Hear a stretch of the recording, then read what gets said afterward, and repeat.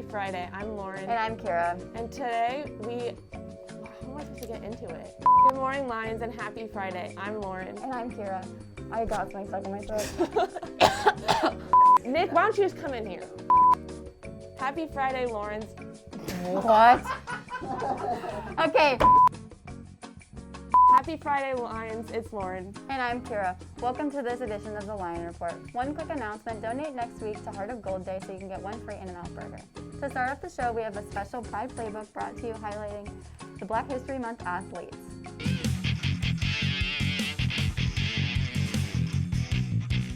Hello Lions, welcome to this special edition of the Pride Playbook. As we all know, February is Black History Month, and here at the Pride Playbook, we'd like to share with you some details about memorable Black athletes in history.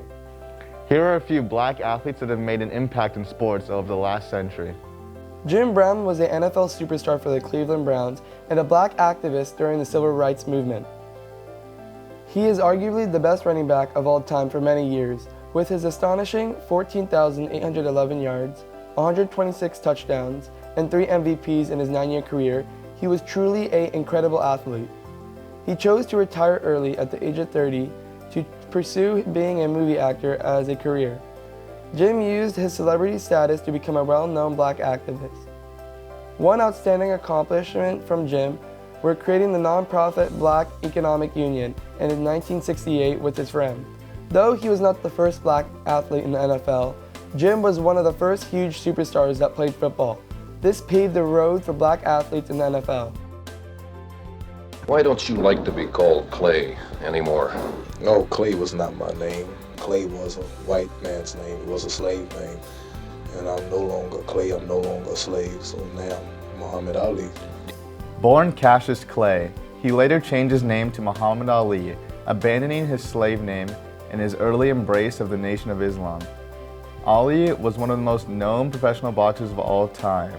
By the age of 22, he was already a gold medal winner and world heavyweight champion. Ali refused to be drafted to the Vietnam War, noting that his enemy weren't poor farmers in Asia, but the people who initiated the draft. He was an activist before he was an athlete, showing to the country that Black athletes were human too and not just for their entertainment. Ali was one of the first outspoken athletes of his time who let everyone know what was on his mind. Ali revolutionized the way people thought of athletes, and his legacy grows stronger every day. Without Ali's enormous influence on the sports landscape, it would look completely different today. Althea Gibson was a noteworthy tennis player because of her impact on sports during her lifetime. Gibson had grown up playing tennis and grew to love this sport. She kept playing tennis even if there were no other Black players playing at this time. In the 1940s and 1950s, tennis tournaments would not allow Blacks to join or take part in these tournaments. She kept playing and winning until her skills were no longer denied by these tournaments. Althea Gibson became the first African-American tennis player to compete at the U.S. National Championship in 1950 and the first Black player to compete at Wimbledon in 1951. Not only play at Wimbledon, but Althea Gibson won the women's singles and doubles at Wimbledon in 1957 and won the U.S. Open in 1958. Jackie Robinson was an American baseball player who broke the color barrier for Major League Baseball, paving the way for many other Black athletes to be allowed to compete at the highest level, no matter their skin color. When he joined the Brooklyn Dodgers, he faced tremendous discrimination from players and staff around the league, yet he was able to rise up and prove that he deserved to be in the MLB, and prove that no matter what the color your skin is, if you had the talent to compete in the major leagues, you deserve to have a chance. He did not only leave his mark on Major League Baseball, but in all American sports, and he was a hero for other Black athletes around the world who had not yet been given a chance to prove their talent due to their skin color. Jackie Robinson made such an impact on American sports that he is the only player in MLB history to have his number retired by all 30 MLB teams, and he even has his own day called Jackie Robinson Day to honor his impact on American sports. Jesse Owens was an African-American track star who won 4 gold medals in the 1936 Berlin Olympics. These 4 gold medals came from record-setting 100-meter and 200-meter runs. Owens' 4 Olympic victories were a blow to Adolf Hitler's intention to use the games to demonstrate Aryan superiority. Immediately following his victories at the Olympics, Owens struggles to find a job and worked as a gas station attendant and playground janitor. In the 1950s, Owens began to use his fame and worked in public relations. Owens made goodwill visits to India and East Asia for the U.S. Department of State and served as the secretary of the Illinois State Athletic Commission.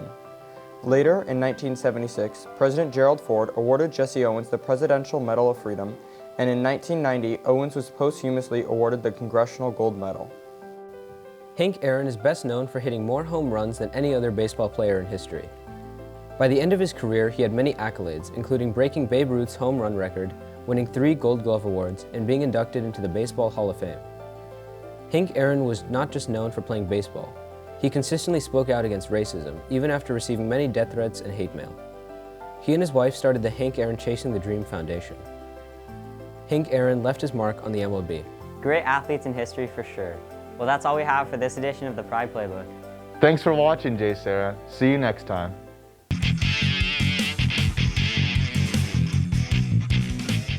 Thanks for that wonderful segment. So Kira, do you listen to Taylor Swift? Actually, I don't. Well, maybe Grace can persuade you with her new segment ranking Taylor Swift's new album Evermore songs. What's up, JSerra? It's Grace. And as you may know, Taylor Swift released her 9th studio album on December 11th called Evermore. So I decided to rank the songs from 15 being my least favorite on the album all the way to 1 being my favorite. So let's get to it. Number 15 on my list is a song called Coney Island, which features the rock band The National. I'm not saying the song Coney Island is bad, it's just so hard to compare with the rest of the songs on the album, just because they're that good. Number 14 is a song called Closure. It's the shortest track on the album at barely 3 minutes, which is one of the reasons why it's so low on the list. Evermore has so many long, beautiful songs, a few that even leak into the 5-minute range, so this song seems a bit too short compared to the rest. Number 13 is Long Story Short. It's a sweet, upbeat love song talking about how so many things in Taylor's love life have contributed to the partner she's with now. But the first thing I thought of was that the vibe of this song would be perfect for another album like Lover or even 1989. Number 12 is the song Marjorie. It's actually a song she wrote about her grandmother, Marjorie Finlay, who was a famous opera singer and one of Taylor's biggest musical inspirations as a child. Number 11 on my list is a song that some of you may have heard of, which is Willow. It's the only song on the album that has an official music video. Directed by Taylor herself, the video is incredible, so go watch it. Number 10, Ivy. This song is pretty catchy and gets stuck in my head easily. It also has some really pretty vocals that I can only attempt to sing as beautifully as she does. Number 9 is the song 'Tis the Damn Season. It's actually about the comfort of going back to your hometown for the holidays. The song is perfectly released because the album came out just a few weeks before Christmas. Number 8 is the title track, Evermore. This song features Bon Iver, who also was featured in Taylor's last album, Folklore, on the well-known track Exile.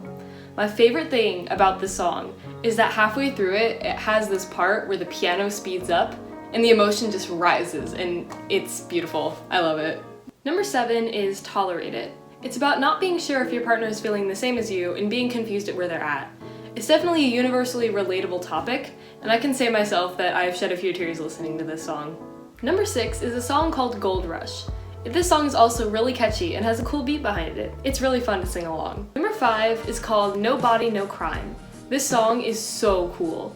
I honestly think this song deserves an entire Netflix series behind it because of the crazy storyline. Number 4 is Champagne Problems. I can also say that I've cried to this song. Personally, the bridge is my favorite because it's so powerful. Number 3 is a song called Happiness. This is one of the songs that's in the 5-minute range, but this is the type of song that just needs to be. And it's worth it too. All 5 minutes and 14 seconds of this song is worth it.